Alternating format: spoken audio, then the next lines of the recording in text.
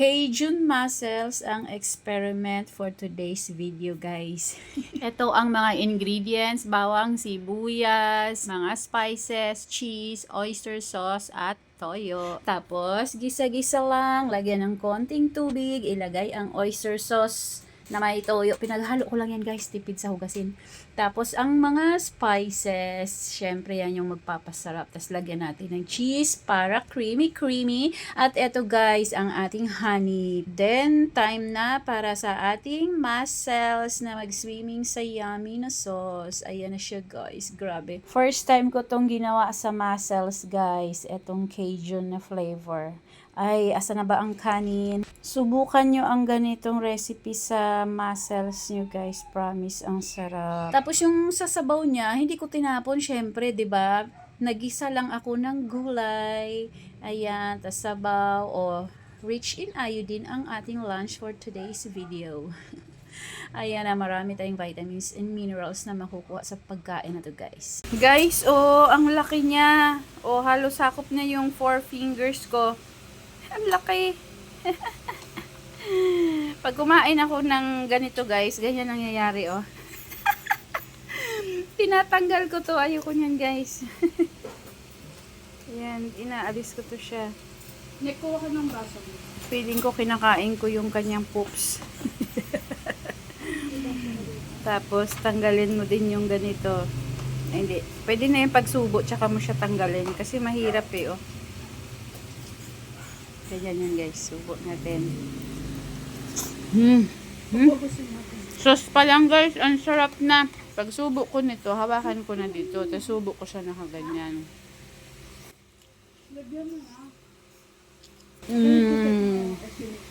Di ba? Ang dali lang tanggalin. Sarap, guys, ng sauce. I-try nyo to. Grabe, ang sarap. Puno yung bibig ko. Sarap, guys, oh, sausawan ng kanin to. Sarap ng sauce niya. Sarap. Tapos gaganituhin nyo pa, oh, ay, Diyos ko po, ang sarap. Uy, ang sarap man. Tapos may ganito kami, guys. Hulaan nyo ko, ano to? Ano yan, guys? Avocado na nilagyan ko ng cocoa. Akala nyo ano? Akala nyo champurado, no? Avocado yan. O, diba? Meron niyang magnesium. May magnesium yung ano? Cocoa powder. Yan yung dessert namin, guys. Since nasarapan ang mga anak ko sa sauce, tinry ko siyang gawin sa itlog. Sa nilagang itlog, guys. Ayan, o. Diba? Subukan lang natin. Tada! Ito na, guys, ang aking Cajun eggs. Ay, hala, ang sarap. Ano na to, guys? Pang dinner namin. Oh, diba? Pinipilit talaga na kumain ulit ng sauce na yan eh. Oh, oh, diba? Eh, marami akong itlog. So, diskartehan natin. Tara, kainan na. May nakita ako mga ingredients, guys. Oh, oh, diba? Makakabuo tayo dito ng masarap na dessert. Surprise!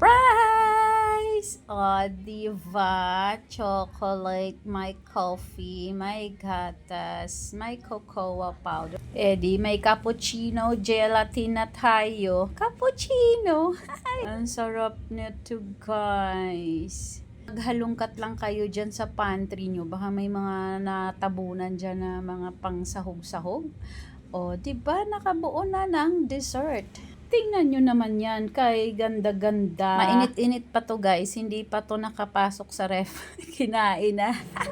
Excited lang kaming kainin. Tara, kainan na.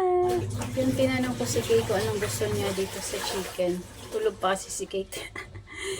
Adobo ba, afritada, o chicken curry? Sumagot ba naman? Pag chicken curry ba, may pansahog ka, complete ba? Sabi ko, wala akong gata, wala akong grocery. Kapag ba afritada, wala akong tomato sauce, punta din akong grocery. Eh kung adobo, sabi ko, kompleto yung sahog sa adobo, may patatas pa. Adobo na lang daw. Di ba? Napaka-thoughtful. Yung hindi ka na pahihirapan kung ano lang yung nandyan. Kahit gustong-gusto niya yung chicken curry, pero walang namang sahog si mami. Kaya adobo lang daw. Bukas na lang anak yung curry. Lalabas ako bukas. Ito ang masarap sa adobo guys. Yung medyo isir mo muna siya ng konti. Para lumasa na yung loob niya.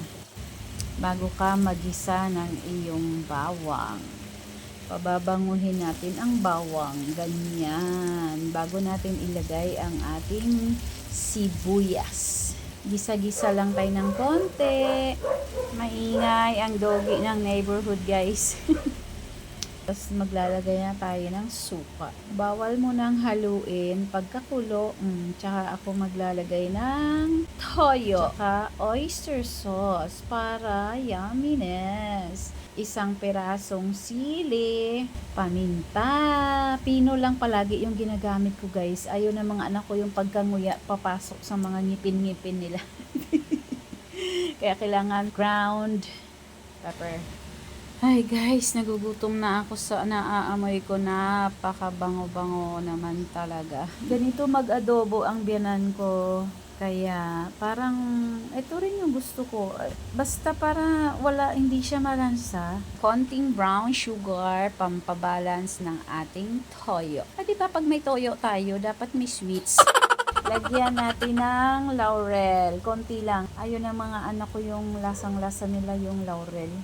Takpan muna natin sandali, mga ilang minutes, tapos baliktarin na naman natin. Hindi ko pa yan guys nilagyan ng sabaw. Gusto kong ma-absorb muna niya yung lasa. Ma-absorb muna sa kaibuturan ng kanyang mga buto-buto. Ang lasa para, diba, masarap na agad. Nilagyan ko to dito ng konting tubig guys. Tsaka ngayon ako maglalagay ng potatoes. Hindi ko na piniprito ang potatoes, guys. Dagdag, mantika cholesterol Hindi rin naman yan mapapanis, so sa adobo yan. Tsaka, yan, kakainin pa rin ng mga anak ko yun, kahit hindi yan prito, basta patatas. May nilaga akong itlog, guys. Hindi ko alam bakit siya lumabas. Yung itlog ng itlog. Ayan, ang itlog na ng itlog. Ang cute niya, guys, diba? Egg yolk yan, lumabas. Kawawa man yung makapulot niyan pagka nahiwala yung maliit. Ayan na siya guys, ang ganda niya ng tingnan halos kumakalas na yung yung buto sa laman. Diba? Hala, nawala na yung egg yolk. Teka, ito nakita ko guys. Ipasok na lang natin sa loob. Nahiwalay siya Ayan, pasok na para hindi lugi yung makakakuha, diba? Kawawa man. Ang bango-bango. Tara, kain na. Thanks for watching.